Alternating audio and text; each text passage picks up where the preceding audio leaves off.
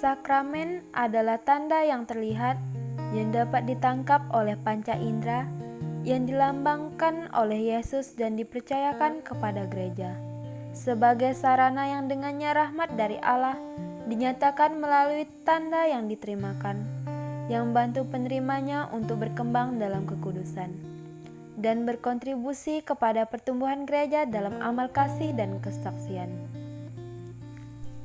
Gereja Katolik mengajarkan adanya 7 sakramen dan diurutkan dalam Katekismus Gereja Katolik atau KGK sebagai berikut. 1. Sakramen Pembaptisan. Pembaptisan adalah sakramen pertama dan mendasar dalam inisiasi Kristiani. Sakramen ini dilayankan dengan cara menyelamkan si penerima ke dalam air atau dengan mencurahkan, tidak sekedar memercikkan air ke atas kepala si penerima. Dalam nama Allah Bapa dan Allah Putra dan Roh Kudus. Pelayan sakramen ini biasanya seorang uskup atau imam atau seorang diakon. 2. Sakramen penguatan atau krisma. Penguatan atau krisma adalah sakramen ketiga dalam inisiasi Kristiani. Sakramen ini diberikan dengan cara mengurapi penerimanya dengan krisma, minyak yang telah dicampur sejenis balsem yang memberinya aroma khas, disertai doa khusus yang menunjukkan bahwa baik dalam variasi barat maupun timurnya, karunia Roh Kudus menandai si penerima seperti sebuah materai. Melalui sakramen ini, rahmat yang diberikan dalam pembaptisan diperkuat dan diperdalam. 3. Sakramen Ekaristi.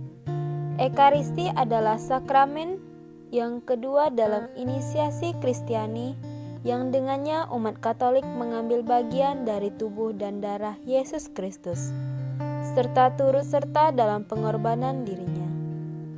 Aspek pertama dari sakramen ini yakni mengambil bagian dari tubuh dan darah Yesus Kristus disebut pula komuni suci. 4.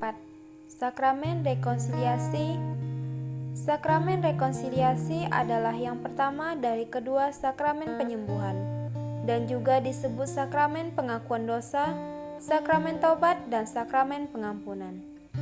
Sakramen ini adalah sakramen penyembuhan rohani dari seseorang yang telah dibaptis, yang terjauhkan dari Allah karena telah berbuat dosa. Sakramen ini memiliki 4 unsur: penyesalan si paniten atau si pengaku dosa, pengakuan kepada seorang iman, absolusi atau pengampunan, dan penyilihan. 5. Sakramen pengurapan orang sakit. Sakramen pengurapan orang sakit adalah sakramen penyembuhan yang kedua. Dalam sakramen ini, seorang iman mengurapi si sakit dengan minyak yang khusus diberkati untuk upacara ini.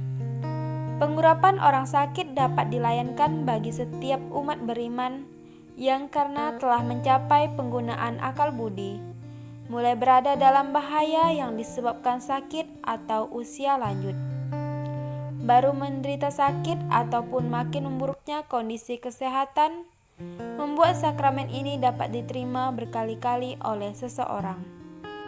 6. Sakramen Imamat.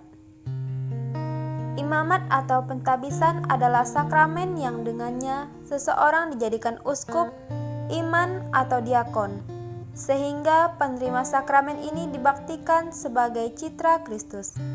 Hanya uskup yang boleh melayankan sakramen ini. Pentabisan seorang menjadi uskup menganugerahkan kegenapan sakramen imamat baginya, menjadikannya anggota badan penerus atau pengganti para rasul, dan memberi dia misi untuk mengajar, menguduskan, dan menuntut disertai kepedulian dari semua gereja.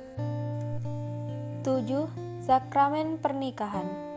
Pernikahan atau perkawinan, seperti imamat, adalah suatu sakramen yang mengkonsekrasi penerimanya guna suatu misi khusus dalam pembangunan gereja, serta menganugerahkan rahmat demi perampungan misi tersebut. Sakramen ini yang dipandang sebagai suatu tanda cinta kasih yang menyatukan Kristus dengan gereja, menetapkan di antara kedua pasangan suatu ikatan yang bersifat permanen dan eksklusif, yang dimateraikan oleh Allah. Demikian penjelasan dari 7 sakramen. Efek dari sakramen-sakramen timbul et opere operato, oleh kenyataan bahwa sakramen-sakramen tersebut dilayankan.